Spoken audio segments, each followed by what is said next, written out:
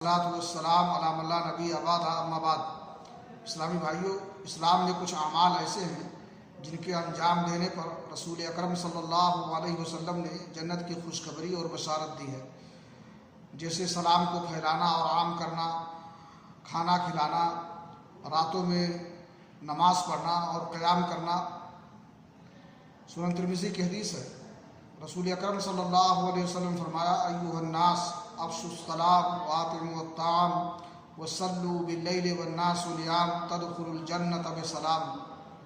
اے لوگو، سلام کو عام کرو اور پھیلاؤ اور کھانا کھلاؤ اور راتوں میں اٹھ کر کے نماز پڑھو جبکہ لوگ سوئے ہوئے ہوں، جنت میں سلامتی کے ساتھ داخل ہو جاؤ گے۔ جنت میں سلامتی کے ساتھ داخل ہونے کا مطلب یہ ہے کہ اللہ رب العالمین ایسے لوگوں کو بغیر جہنم کی سزا پائے ہوئے جنت میں اپنے رحم و کرم سے داخل کرے گا۔